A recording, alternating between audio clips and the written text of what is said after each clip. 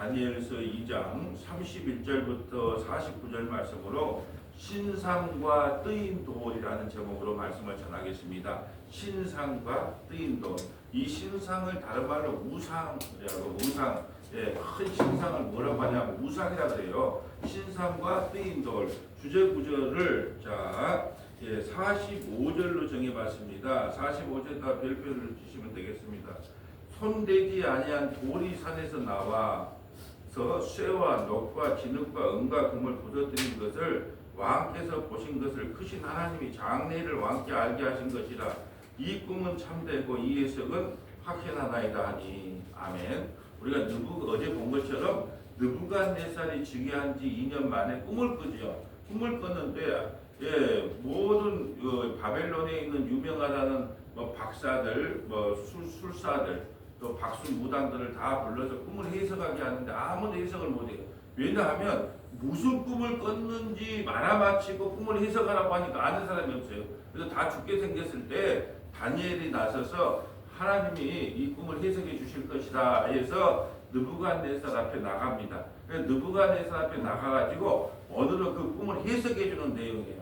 근데 오늘 중요한 것은 뭐냐? 이 꿈 해석은 많이 들어서 알고 이제 뜨인 돌이 무엇인가? 과연 이 돌이 무엇인가? 돌이 와서 그 신상을 다 무너뜨리게 버리겠다라는 것이에요. 이 뜨인 돌이 무엇인가? 우리가 성경으로 성경을 해석하면 가장 완벽한 주석사가 됩니다. 성경으로 성경을 해석해야 되는 건데 이 뜨인 돌, 뜨인 돌이 성경에 다 나와 있거든요. 그러니까 이게 막연하게 우리가 뜨인 돌이 예수님이 것이다 우리 이야기도 많이 들었는데 이제 그 뜨인 돌을 중심으로 오늘 말씀을 한번 살펴보려고 합니다. 자, 우리가 31절 볼까요? 자, 이제 꿈을 해석합니다. 왕이여, 왕이 한 큰 신상을 보셨나이다. 그 신상이 왕의 앞에 섰는데 크고 광채가 매우 찬란하며 그 모양이 심히 두려우나. 지금 무슨 꿈을 꿨는지를 알아맞히는 거예요.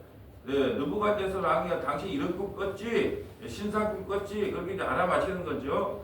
그 우상의 머리는 순금이요. 자, 이 순금은 이제 많이 들었잖아요. 순금은 뭐냐? 당신의 나라가 바로 순금, 바벨론을 이야기하고요. 가슴과 두 팔은 은이요. 은은 뭐냐면, 자, 가슴과 두 팔은 은이라는 것은 뭐냐면, 자, 메데, 바사, 페르시아를 상징한대요. 자, 메데라는 나라는 좀 바벨론보다는 약소국이었어요. 근데 그 메데를 누가 무너뜨리냐? 바사가 무너뜨려요. 그래서 이제 바사 페르시아라고 되어 있습니다. 이제 메데, 바사, 페르시아. 먼저는 메데가 먼저 나라를 세웠는데 그 메데라는 나라를 누가 먹는다? 바사가 먹어요. 그 바사의 다른 이름이 페르시아다. 자, 그 말이고요. 배와 넓적다리는 노시요. 배와 넓적다리는 노시래요. 이것은 누굴 상징하냐? 그리스를 상징합니다. 알렉산더 대왕이 페르시아를 무너뜨려요. 이게 이미 역사가 이루어지기도 전에 하나님께서 이러이러한 과정이 미리 역사, 인류 역사를 미리 예언해 놓으신 거예요. 하나님만이 할 수 있는 것이죠. 자, 또 33절에 보면 그 종아리는 쇠요, 그 발은 얼마나 쇠요, 얼마나 지능이었더라. 이것은 뭘 상징하냐? 로마를 상징합니다. 쇠는 무너뜨릴 수가 없잖아요. 강력한 힘을 가진 로마. 그 로마 시대 때에 우리 주님이 오실 것을 지금 신상을 통해서 이야기를 해주고 있어요. 자, 또 왕이 보신 줄 손대지 아니한 돌이 나와서 신상의 쇠와 지능의 발을 쳐서 부서뜨리며 갑자기 손대지 아니한 어떤 돌이 나와서 그러니까 이제 예수님 당시에는 어떻게 생각했냐면 다윗과 같이 위대한 성군이 나와서 왜냐하면 다윗은 그 옆에 모든 나라들을 다 정복하고 평정을 시켰던 왕이잖아요. 그러니까 이걸 문자적으로 봐서 이렇게 한 거예요. 자, 우리가 로마 시대에 지금 앞뒤에 살고 있지만 우리를 구원할 메시아가 와서 그 로마를 다 무너뜨리고 세계 강대국들을 다 무너뜨려서 다윗과 같은 왕국을 세울 것이라고 착각을 했단 말이죠. 그런데 예수님이 와가지고 예수님 출신이 뭐예요? 갈릴리 나사렛 목수의 아들이에요. 그러니까 도저히 이 장관이 우리의 메시아가 될 수 없다는 고정관념을 갖고 있다. 이 사람이 어떻게 세상을 정복하겠다는 거예요. 근데 이 세상을 무너뜨린다는 것은 무력으로 무너뜨린다는 게 아니라 무력으로 복음으로서 하나님의 말씀으로서 전 세계가 전 세계를 정복할 것이다. 말씀으로 복음으로 전 세계를 정복할 것이라는 의미지 무력으로 전 세계를 다스리고 통치하겠다는 뜻이 아닌데 문자적 해석이 이렇게 위험하다는 거죠. 자, 35절. 그때 쇠와 진흙과 녹과 은과 금이 다 부서져서 여름 타작 마당에 겨같이 되고, 여러분 타작을 하면 겨가 바람에 날아가잖아요. 바람에 불려 갈 곳이 없었고 우상을 친 돌은 태산을 이루어 온 세계에 가득하다. 그 돌이 태산을 이룬다는 거. 그래서 전라도 여수까지 와서 우리가 복음을 들었잖아요. 예, 태산을 이룬 거예요. 이 이야기라는 겁니다. 그 꿈이 이러한즉 내가 이제 그 해석을 왕 앞에 아뢰리라. 자, 이제 권사님 하고 해석을 한번 해주세요. 37절부터.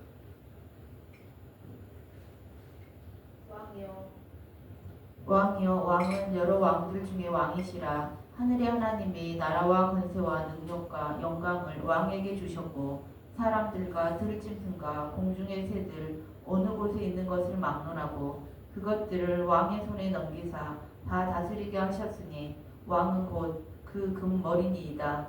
왕을 뒤이어 왕보다 못한 다른 나라가 일어날 것이요. 아멘. 자, 왕의 뒤를 바벨론을 누가 무너뜨린다고요? 메대라는 나라가 무너뜨리는데 바벨론보다 한참 아래예요. 적수가 안 돼. 근데 왜 무너뜨려요?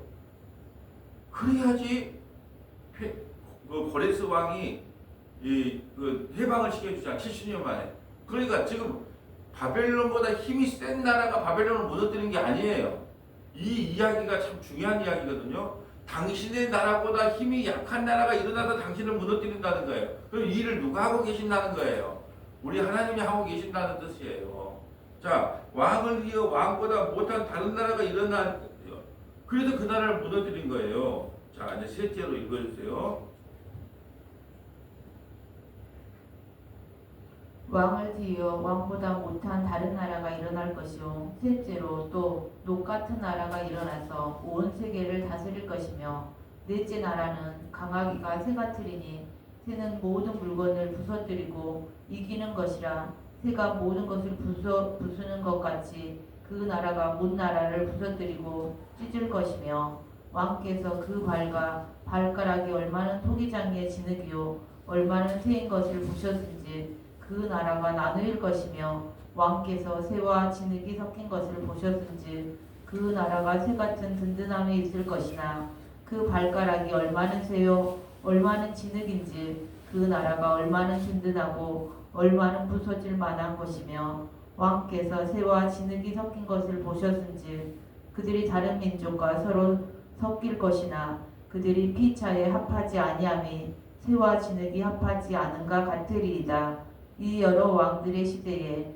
하늘의 하나님이 한 나라를 세우시리니 이것은 영원히 망하지도 아니할 것이요 그 국권이 다른 백성에게로 돌아가지도 아니할 것이요 도리어 이 모든 나라를 쳐서 멸망시키고 영원히 설 것이라. 아멘. 예수님이 이 땅에 오셔서 세울 나라에 대해서 설명하고 있는 거예요.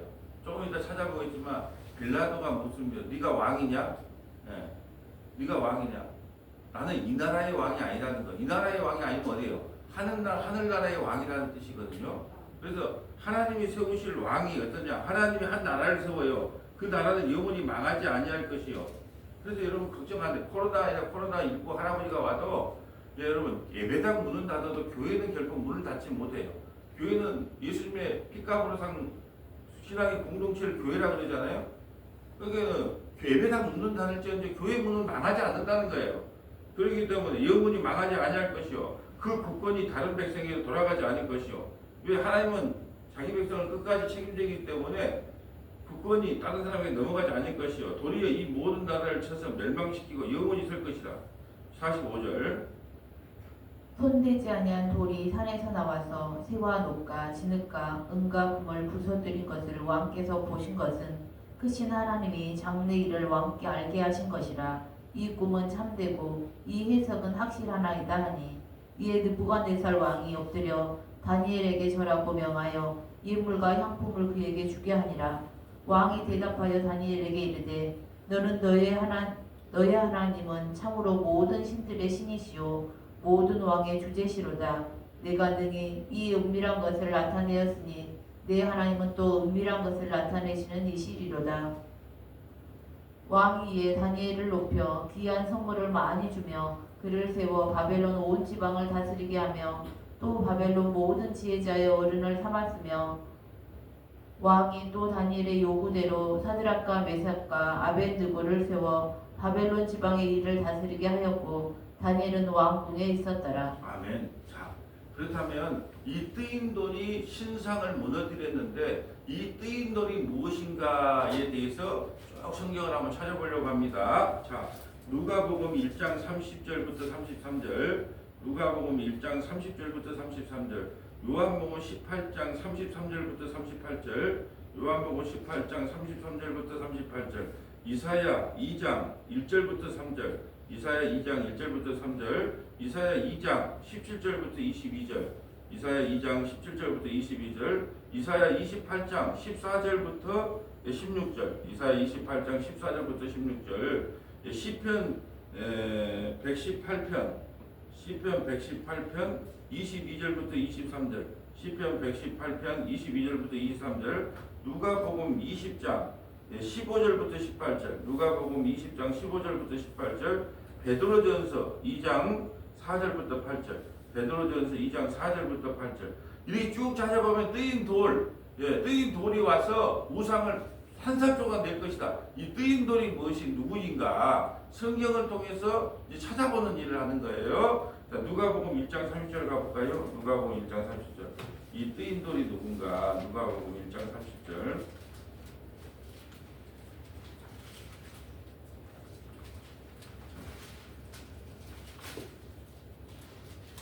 읽어주세요. 천사가 이르되 마리아여 무서워하지 말라. 내가 하나님께 은혜를 입었느니라. 보라 내가 잉태하여 아들을 낳으리니 그 이름을 예수라 하라.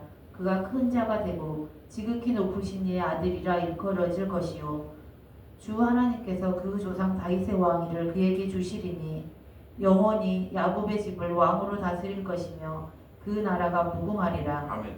지금 수태고지 마리아가 수태고지를 받는 거거든요. 너가 아이를 낳았는데 그 이름을 예수라 하라. 이는 다윗의 왕위를 견고하게 하라. 영원히 야곱의 집을 왕으로 다스릴 것이며 그 나라가 무궁하리라. 그 왕이 누구예요? 그 뜨인 돌이 뭐예요? 다윗의 후손으로 오셔서 영원한 왕이 오르신 누구? 예수님을 이야기하는 거예요. 뜨인 돌이. 이 수태고지에서 이미 나타난 거예요. 그래서 33절에 보면 그렇게 나온 거예요.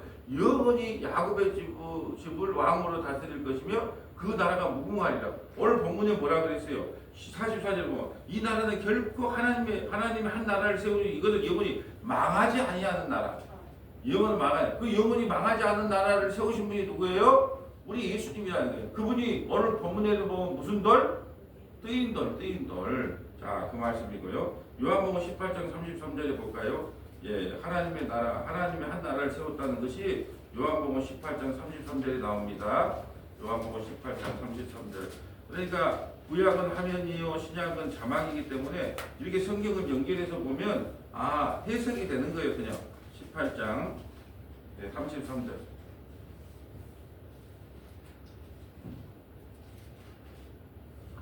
이에 빌라도가 다시 관정에 들어가 예수를 불러 이르되 내가 유대인의 왕이냐? 예수께서 대답하시되 이는 내가 스스로 하는 말이냐 다른 사람들이 나에 대해서 내게 한 말이냐? 빌라도가 대답하되 내가 유대인이냐? 내 나라 사람과 대제사장들이 너를 내게 넘겼으니 내가 무엇을 하였느냐?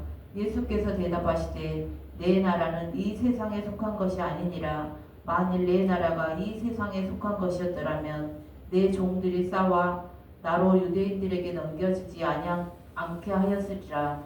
이제 내 나라는 여기에 속한 것이 아니니라. 아멘. 내 나라는 이 나라의 이 땅에 로마에 속한 나라도 아니고 바벨론에 속한 나라도 아니고 애굽에 속한 나라도 아니다는 거예요. 다른 나라가 있다는 거예요. 하나님이 한 나라를 세운 거예요.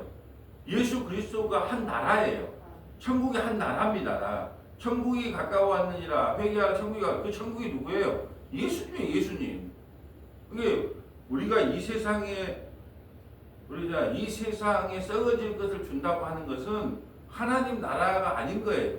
하나님 나라는 영원하고 썩지 않고 만왕의 왕이요 만주의 주가 계신 그 나라거든요. 그러니까 빌라도가 묻는 거예요. 이 나라가 어디냐? 만약에 이 나라가 로마가 내 나라가 아니라는 거예요. 만약에 로마가 우리나라였다면 천사 한 명이 와서 18만 5천 명을 하룻밤에 죽여버리는 능력을 가졌잖아요. 그러니까 싹쓸이 했을 것이다. 근데 내 나라가 이 나라가 아니기 때문에 나는 잠시 머물렀다가 다시 내 나라로 갈 것이다. 근데 누구가 혼자 간다. 자기 백성 다 데리고 간다. 자기 백성 다 데리고 내 나라로 가는 거예요. 하나님 나라는 우리가 이 땅에 속한 것이 하나님 나라가 아니라 영원히 우리가 함께 거하는 그 나라가 하나님 나라라는 거예요. 그 나라를 세우기 위해서 뜨인 돌이 와서 우상을 무너뜨린 거예요. 37절 볼까요? 빌라도가 이르되 그러면 내가 왕이 아니냐. 예수께서 대답하시되 내 말과 같이 내가 왕이니라.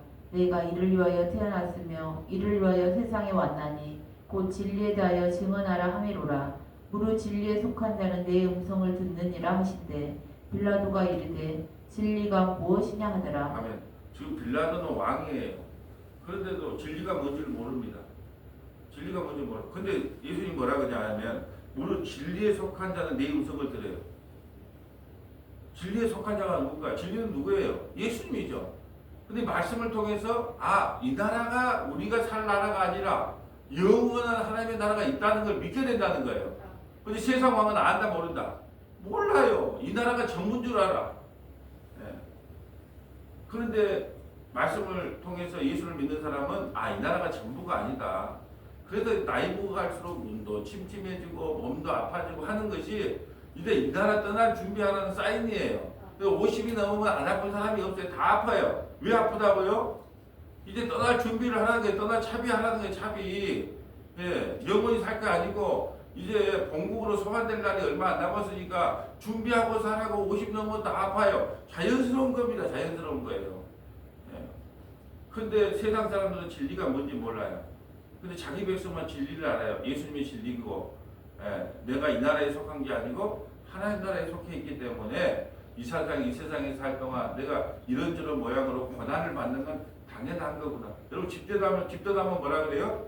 개고생이라 집도담은 우리 집을 떠났기 때문에 개고생을 당하는 거예요. 우리 집이 어디예요? 하나님의 나라예요. 근데 집을 떠났어. 그게 개고생 당하는 거야. 이 땅에서 모욕도 당하고 뭐 욕도 먹고 뭐 이 모양 저 모양 당하는 거예요. 나그네의 삶이 힘든 거예요. 자, 하나님 나라를 설명했고요. 이사야 2장 1절 가볼까요? 신약을 먼저 봤으니까 이제 구약도 한번 봐야죠. 자, 이사야 2장 1절. 자, 이제 뜨인 돌을 찾아서 가봅니다. 뜨인 돌이 누구냐? 이사야 2장 1절부터 3절.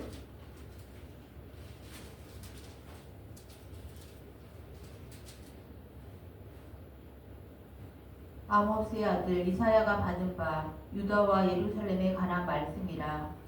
말이되 여호와의 전에 산이 모든 산 꼭대기에 굳게 설 것이요 모든 작은 산 위에 뛰어나리니 만방이 그리로 모여들 것이라. 많은 백성이 가며 이르기를 오라 우리가 여호와의 산에 오르며 야곱의 하나님의 전에 이르자.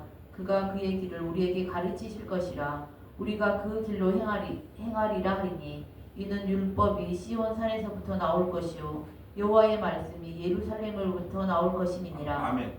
그 뜨인 돌이 산에서부터 나와요. 그리고 그 산을 뭐라 그래요? 시온이라고도 하고 예루살렘이라고 한다.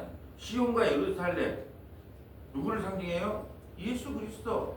시온과 예루살렘. 이거 오늘 전에 율법이 시온에서부터 나올 것이 여호와의 말씀이 예루살렘에서 나와. 이 시온과 예루살렘은 뭘 상징해? 예수님을 상징한단 말이죠. 그 뜨인 돌이 어디에서 나와서? 시온에서 나와서 예루살렘에서 나와서 그 신상을 무너뜨리겠다고 말씀하신 거예요. 자, 17절과 22절 한번 볼까요? 이사야 2장 17절과 22절. 이걸 해석해 줍니다. 자, 17절부터 21절 한번 볼까요? 그날에 자고자 하는 자는 굴복되며 교만한 자는 낮아지고 여호와께서 홀로 높임을 받으실 것이요. 아멘. 자, 예수님이 이 땅에 오시면 어떤 일이 일어나는가에 대한 결과물에 대한 설명이에요. 결과물에 다시 한번 읽어주세요. 그날에 자고한 자는 굴복되며 교만한 자는 낮아지고 여호와께서 홀로 높임을 받으실 것이요 우상들은 온전히 없어질 것이며 사람들이 아멸과 토굴로 들어가서 여호와께서 땅을 진동시키려고 일어나실 때에 그의 위엄과 그 강대하심의 영광을 피할 것이라. 사람이 자기를 위하여 경배하려고 만들었던 은 우상과 금 우상을 그날에 두더지와 박쥐에게 던지고 아멸과 험악한 바위쯤에 들어가서 여호와께서 땅을 진동시키려고 일어나실 때에 그의 위엄과 그 강대하심의 영광을 피하리라. 너희는 인생을 의지하지 말라. 그의 호흡은 코에 있나니 생활 가치가 어디 있느냐. 아멘. 우리 5분만 안 쉬면 죽어요. 예. 근데 여러분 하나님께서 우리에게 공기 주신 거 믿어요? 예. 평생을 지금 50평생, 60평생, 80평생 공기를 지금 하나님께서 무료로 공급해 줬단 말이죠. 예. 근데 감사하지를 않아요. 공기가 없으면 죽는데 그걸 잊어버리고 산단 말이죠. 그래서 오늘 너희는 인생을 의지 말라. 그 호흡은 코에 있나니 세말 가치가 5분만 숨 마시면 죽는 인생을 뭘 의지하냐 그 말이에요. 그리고 이것은 장차 예수님이 초림도 생각하지만 재림까지도 같이 말씀하신 거예요. 초림 때 복음을 믿지 않는 사람은 십자가에 매단 예수를 믿지 않는 사람은 이미 진노의 그릇 안에 놓여 있다. 그렇지만 예수 그리스도에서 이 땅에 오시면 모든 세계가 두려워 덜덜덜 떤다는 거죠. 예수 안에 있는 사람은 구원의 복을 받을 것이요. 예수 믿지 않는 사람은 인생을 의지하고 사는 사람은 위험과 광대하심에 덜덜덜 떤다는 거예요. 요한계시록에 보면 이 말씀도 나오죠. 사나 바야 나를 가려다오. 나를 가려다오. 무서워서 못 찾겠다는 거예요. 그리고 죽음 앞에 서면 다 두려워요. 무서워서 덜덜덜 떱니다. 예. 그래서 예수 그리스도, 그래서 우리 시편 기자가 그러잖아요. 왜 예수 안 믿는 사람이 더 잘 먹고 잘 살고 자식도 잘 되고 뭐 죽을 때도 편하게 죽고. 나 시험 몇 번 봤다. 근데 마지막 때 알았다는 게 죽음 직전에 알았다는 거예요. 내가 예수 안에서 죽는 것이 이렇게 복되구나 하는 것을 알았다는 거예요. 내가 잘못했으면 내가 세상에 빠질 뻔 봤다고 그 시편 아삽의 기도에서 그렇게 말씀하잖아요. 자, 이사야 28장 14절로 가볼까요? 이사야 28장 14절. 뜨인 돌을 찾아서 갑니다. 28장 14절. 이러므로 예루살렘에서 이 백성을 다스리는 너희 오만한 자여 여호와의 말씀을 들을지어다. 너희가 말하기를 우리는 사망과 언약하였고 수월과 맹약하였은즉 넘치는 재앙이 밀려올지라도 우리에게 미치지 못하리니 우리는 거짓을 우리의 피난처로 삼았고 허위 아래에 우리를 숨겼음이라 하는도다. 그러므로 주 여호와께서 이같이 이르시되 보라 내가 한 돌을 시온에 두어 기초를 삼았노니 곧 시험한 돌이요 귀한 견고한 기초돌이라. 그것을 믿는 이는 다급하게 되지 아니하리로다. 자, 우리가 예수님 한 돌이 시온에 두었는데 한 돌을 시온에 두었다는 거예요. 근데 그분이 누구예요? 예수님. 자, 그 예수님을 믿는 사람은 다급하게 되지 아니하리로다. 다급하게. 죽음이 몰려와도 아이고 어쩌고 어쩌고 아이고 어쩌고 그렇게 안 하고 다급하게 그냥 죽음을 받아들일 수 있다는 거예요. 다급한 인생이 없다는 거예요. 그러니까 예수를 믿는 사람하고 안 믿는 사람의 차이점이 뭐냐면 똑같은 문제가 있어도 뭐 주님이 뜻이 있어서 그렇게 했겠지 좀 사람 성품 차이도 있지만 또 믿음의 차이도 있는 것 같아요. 뭐 주님의 뜻이 있어서 뭐 예배당 문을 닫게 했겠지 뭐 주님의 뜻이 있어서 뭐 성도도 떠나게 했겠지 뭐 주님의 뜻이 있어서 뭐 오게 했겠지 뭐 다급하지 않아. 주님을 믿으니까. 주님을 믿은 만큼 우리 인생이 다급하지 않는데 주님을 안 믿으면 어떻게 돼요? 아이고 어찌하고. 저도요 누가 갑자기 뭐 심장마비로 돌아가셨다 어쨌다 그러면요 첫 마디가 뭐냐 난 죽은 거에 대해서는 뭐 어떻게 죽었냐 뭐 심장마비 죽었냐 뭐 갑자기 뭘 믿고 저는 관심도 없어요. 예수 믿고 죽었냐 안 믿고 죽었냐. 우리 저 원로 사모님하고 이제 이야기하다 보면 연세가 있기 때문에 이제 친구들 돌아가셨다 어쩌다 그러면 첫 마디 어떻게 돌아가셨냐고 묻는 게 아니고 예수 믿고 돌아가셨는가 그걸 먼저 물어보는 거예요. 왜 예수 믿고 돌아가시면 급할 일이 없어요. 그러니까 우리가 믿음의 분량만큼 급하지가 않아요. 우리 2026년에 하나님 믿음을 달라고 기도해야 돼요. 그래야지 어떤 일이 걸쳐도 어떤 파국의 문제가 있어도 여러분 우리 1월달에 우리 성중이 형제 결혼하지만은 뭐 결혼시켜 놓으면 괜찮을 것 같아요. 또 애들이 좀 잘 사냐 못 사냐 만날 싸웠다고 전화 오고 막 뭐 살건데 뭐 또 속 디비져요. 그때는 어떻게 알아? 아이고 어쩐데 아이고 결혼한 지가 얼마 됐는데 그렇게 호들갑 떨 필요가 없다는 뜻이에요. 왜? 다 해보니까 또 뭐 하나님 뜻이 있으면 또 뭐 어떤 방법으로 해결되겠지 뭐. 그게 별로 다급하지가 않아요. 진짜 막 문제들이 문제들이 많아요. 결혼을 시켜도 하던 문제들이 많아. 그래도 어떤 마음이냐? 되게 다급하지 않아.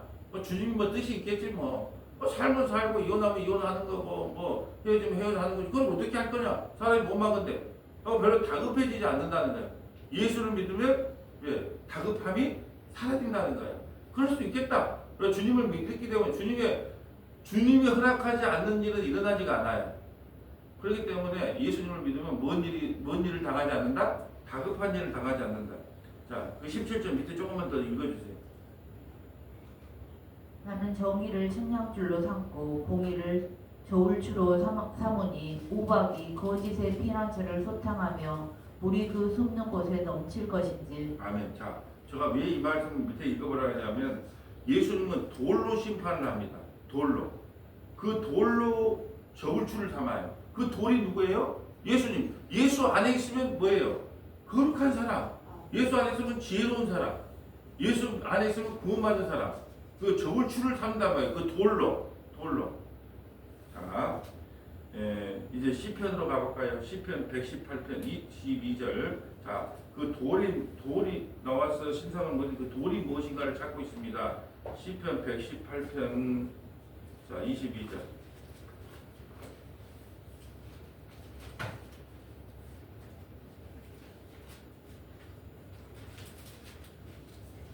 건축자가 버린 돌이 진 모퉁이의 머릿돌이 되었나니 이는 여호와께서 행하신 것이요 우리 눈에 기이한 바로다. 이 날은 여호와께서 정하신 것이라 이 날에 우리가 즐거워하고 기뻐하리로다. 자, 건축자의 버린 돌이 진 모퉁이 머릿돌. 자, 건축자가 있어요.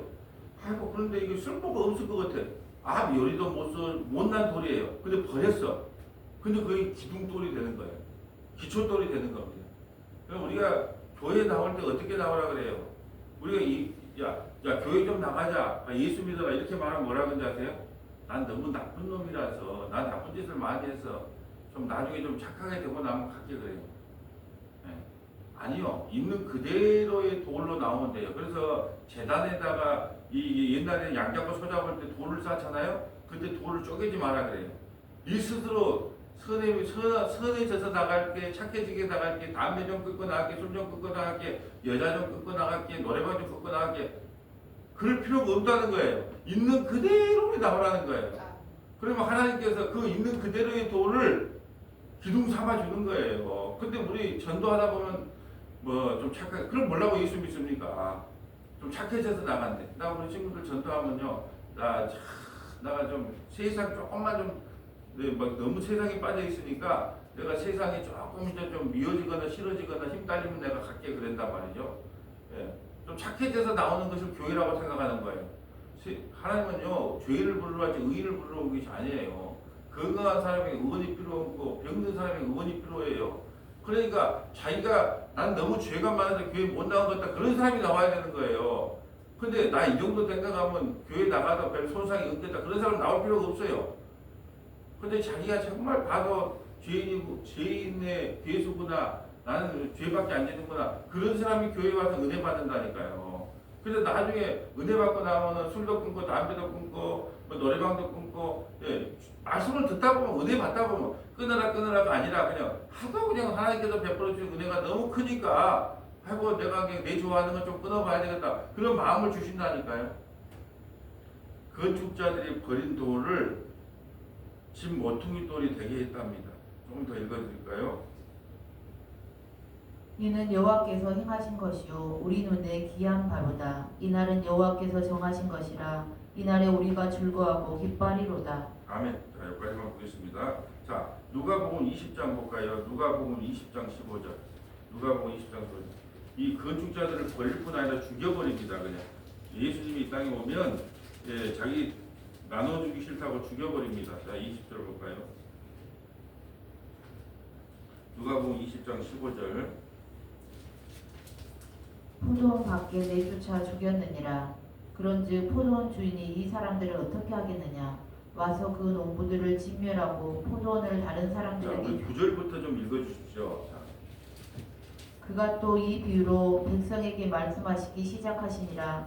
한 사람이 포도원을 만들어 농부들에게 세로 주고 타국에 가서 오래 있다가 한 사람은 하나님이고 이제 그 포도원을 주인을 맡겠어요. 주인이 맡겠단 말이죠. 10절에 때가 이름에 포도원 소출 얼마를 바치게 하려고 한 종을 농부들에게 보내니 농부들이 종을 몹시 때리고 거저 보내었거늘 다시 다른 종을 보내니 그도 몹시 때리고 능욕하고 거저 보내었거늘 다시 세 번째 종을 보내니 이 종도 상하게 하고 내쫓은지라. 자, 무슨 말이냐면 수없는 선지자들을 보내서 말씀을 전했다는 거예요. 이 세상이 너희 나라가 아니다. 영원한 하나님 나라가 따로 있다. 그걸 수없는 사람들이 와서 보냈단 말이에요. 복음을 전했다는 거예요.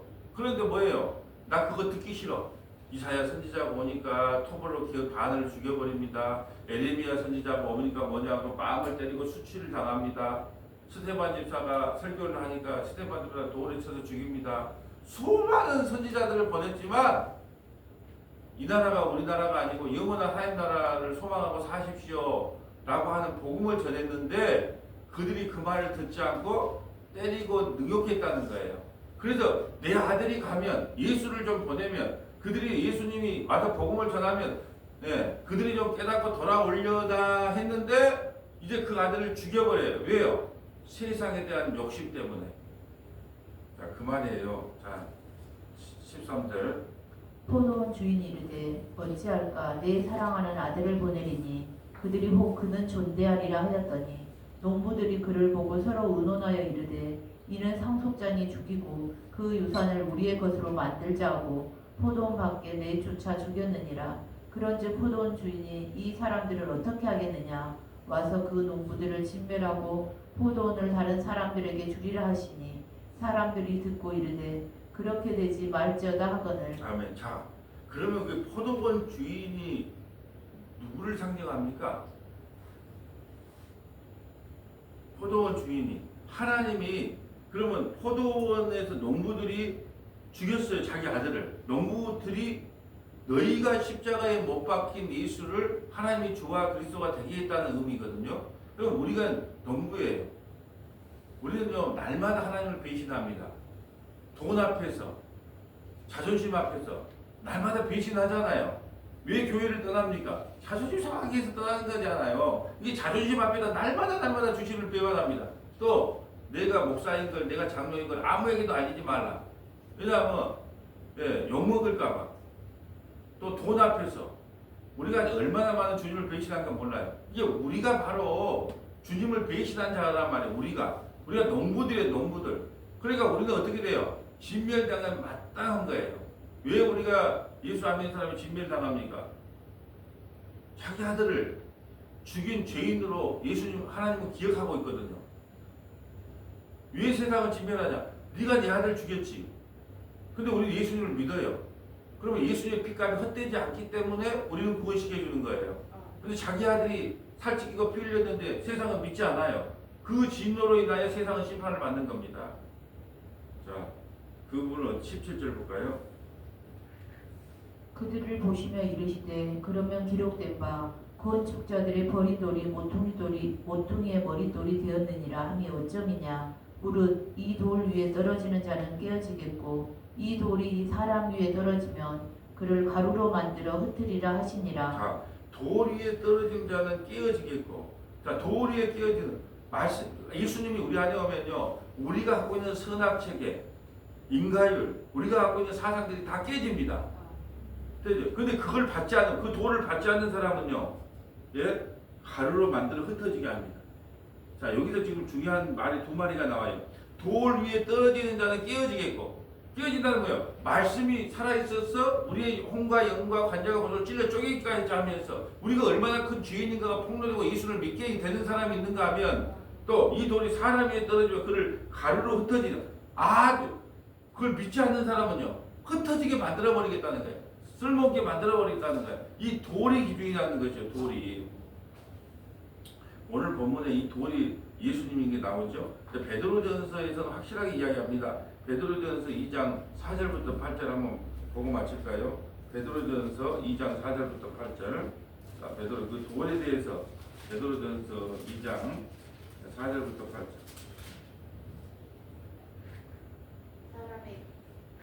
사람에게는 버림바가 되었으나 하나님께는 택하심을 입은 보배로운 산 돌이신 예수께 나아가. 아멘. 지금 성경 베드로는 더 선명하게 생각해. 그 뜨인 돌이 뭐라 그럽니까?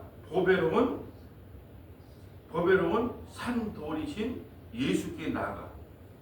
그러니까 막연하게 우리가 뭐 뜨인 돌이 나와서 신상을 무너뜨린다고 했을 때 그 뜨인 돌이 예수님이라는 이야기는 많이 우리가 들었어요. 근데 실제로 성경을 찾아서 그 뜨인 돌이 예수님이구나. 제가 뭐 다니엘 설교를 많이 할 때도 이 돌에 대한 이야기를 많이 했는데 실제 이 돌이 바로 보배로운 산돌이신 예수께 나아가. 또 확실히 예수님이 그 돌이구나 하는 것을 신약성에 증명을 해주는 거예요. 성경으로 성경을 해석한 게 바람직한 해석 방식이에요. 자, 5절. 너희도 산돌같이 신령한 집으로 세워지고 예수 그리스도로 말미암아 하나님이 기쁘게 받으실 신령한 제사를 드릴 거룩한 제사장이 될지니라. 자, 우리가 이제는 예수 그리스도의 살과 피를 먹고 마심으로 우리가 거룩한 제사장이 됐대. 제사장에 대해 하나님께 예배 드릴 수 있다는 거예요. 그래서 교회라는 뭐냐? 산돌같이 신령한 집으로 세워진 거. 그게 교회예요. 예수 그리스도가 우리의 머리가 되는 거죠. 그 예수 그리스도의 머리로 세워진 것을 교회라고 합니다. 그렇다면 이 교회는 예수님의 머리이기 때문에 우리는요 예수를 증거할 수밖에 없게끔 시스템이 돼야 되잖아요. 머리가 중요해. 머리가 그래서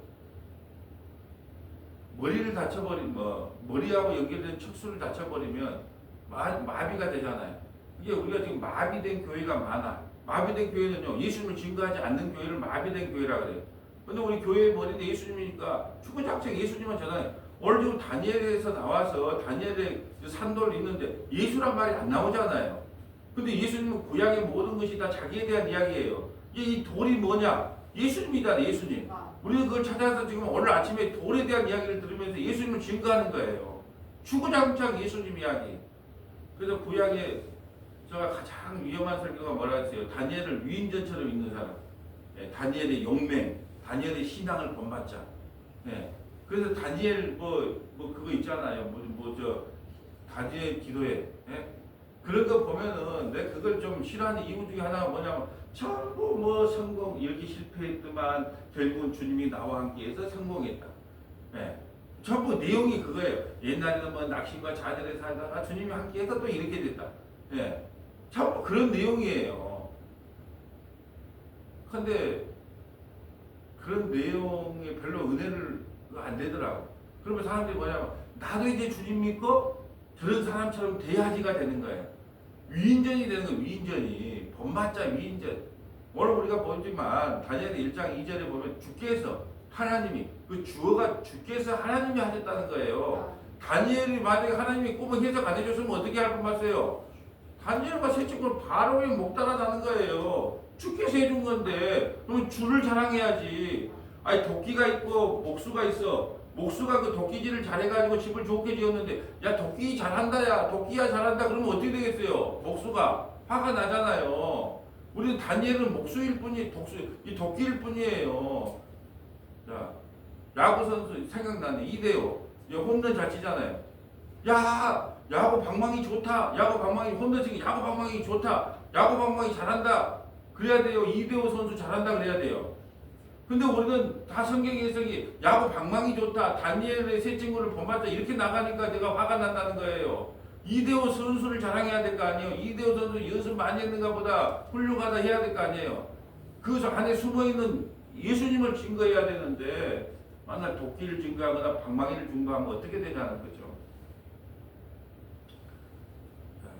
6절 성경에 기록되었을 때 보라 내가 택한 보배로운 모퉁이 돌을 시온에 두노니 그를 믿는 자는 부끄러움을 당하지 아니하리라 하였으니 그러므로 믿는 너희에게는 보배이나 믿지 아니하는 자에게는 건축자들이 버린 그 돌이 모퉁이 돌의 머릿돌이 되고 또한 부딪히는 돌과 걸려 넘어지게 하는 바위가 되었다 하였느니라. 그들이 말씀을 순종하지 아니함으로 넘어지나니 이는 그들을 이렇게 정하신 것이라. 아멘. 자, 이 복음이 떨어지면 어떤 사람은요 그걸 받아들여서 다시는 부끄러움을 당하지 않는 사람이 되지만 복음을 전하는데 아이고 그런 예수가 있어. 창세전에 그리스도 안에서 택함 받았다고? 예수는 미워하고 야곱을 사랑했다고? 하는 짓을 봐서 해야지. 이게 말씀을 전하면 거치는 돌이 되는 사람이 있어요. 이게 안 받아들이는 사람이 있다니까요. 그게 똑같은 말씀을 던졌는데도 어떤 사람은 아멘, 나를 창세기에 택해 주셔서 감사합니다. 행위가 아니고 은혜로 구원시켜서 감사합니다고 거치는 돌이 아니라 그냥 받아들이는 돌이 되는 거예요. 부끄러움을 당하지 않는 돌이 되는 겁니다. 근데 복음을 전하는데 그런 게 어디 있대? 제가 대부분 만나서 이야기를 해보면 가장 좀 많이 배웠다는 사람들이 그런 이야기들을 많이 해. 나는 그냥 많은 것도 별로 없어요. 나는 무식이 해서 잘 모르겠어요. 그런 사람은 오히려 복음을 잘 받아들여요. 근데 가장 잘났다, 똑똑하다. 그런 사람들은 뭐 복음을 전하면 이게 부딪히는 경우가 많더라고요. 왜? 너무나 자기 머리를 믿거든요. 또 어떤 사람이 복음을 잘 안 받아들이는 줄 아세요? 윤리도덕적으로 가장 깨끗하다는 사람. 네. 제가 예전에 저쪽 교회에 있을 때 한번 옆집에 있는 그분은 일찍 일어나서 교회 그 동네 청소 다 해요. 너한테 절대 나쁜 소리도 안 해. 네. 그러니까 각시한테만 욕을 묵지 다른 사람들이 다 칭찬받고 살더라고. 네. 근데 복음을 전하고 교회 가서 예수 믿을 사람은요, 아이고 됐습니다. 근데 그 사람이 너무 피해도 안 줍니다. 봉사도 잘해요. 마을 청소도 잘해. 윤리도덕도 깨끗한 사람이 제일 복음 받아들이기 힘들더라고. 그게 돌을 던져보면 안다. 돌이 누구예요? 복음이에요. 복음. 복음을 던져보면 알아요. 복음을 던져보면 어떤 사람에게는 아멘으로 화답해서 좀 부끄러움을 당하지 않는 사람이 있는가 하면 어떤 사람은 복음을 전하는데 그런 게 어디 있대? 그리고 거치는 돌이 돼서 넘어진다 이 말이에요. 우리 십자가에 매달리신 예수님이 주와 그리스도를 믿어진다는 것 자체가 있을 수 없는 이야기거든요. 그렇잖아요. 아니 좀 메시아라면 메시아답게 좀 와야 되는 거 아니에요? 좀 멋지게 와야 되는 거 아닙니까? 난 차라리 부처님은 석가모니를 믿으라면 석가모니를 믿어지겠어. 왜? 왕궁을 버리고, 왕궁을 버리고, 이 땅에 와셔서 정말 도를 닦으려고 자기를 부인하려고 그런 해탈의 경제에 이르고 있다는 그 양반이 더 신선해 보이지 않아요? 저 갈릴리의 나사렛 목수의 아들로 태어나서 30살까지 그냥 그 목수 아들로 있다가 30살에 갑자기 내가 하나님의 아들이다 그럼 누가 믿겠어요? 인간의 상식으로는 믿어지지 않는 게 복음입니다. 자, 9절 볼까요? 그러나 너희는 택하신 족속이요 왕같은 제사장들이요 거룩한 나라요 그의 소유가 된 백성이니 이는 너희를 어두운 데서 불러내어 그의 기이한 빛에 들어가게 하시니 아름다운 덕을 선포하게 하려 하심이라. 너희가 전에는 백성이 아니더니 이제는 하나님의 백성이요 전에는 긍휼을 얻지 못하였더니 이제는 긍휼을 얻을 자니라. 아멘. 자, 이제 말씀을 정리합니다. 이 세상은 아무리 힘있는 제국 로마라고 할지라도 그 뜨인 돌, 복음에 의해서 산산조각이 납니다. 그러면 말씀이 우리 안에 오면 우리가 갖고 있는 우상들이 깨져야 돼요. 육신의 정욕, 안목의 정욕, 이생의 자랑들이 다 깨져야 되는 겁니다. 완전히 깨어져야만이 구원이 있는 거예요. 그래서 뜨인 돌이 얼서 와서 우리의 마음을 찌를 때 그런 게 어디에 있다가 아니라 내 말씀이 내 안에 그냥 들어와서 나를 휘업할 때 주님이 지금 나를 만지고 계시구나.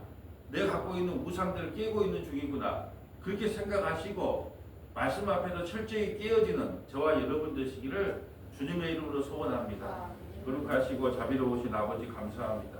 세상에 아무리 위대한 업적을 쌓아온 왕들이라 할지라도 그 예수님 앞에서는 다 무너진다는 사실을 깨닫게 하시니 감사드립니다.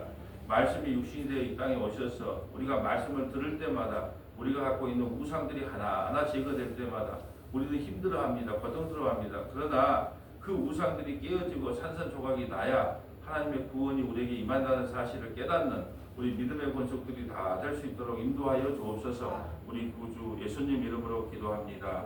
아멘.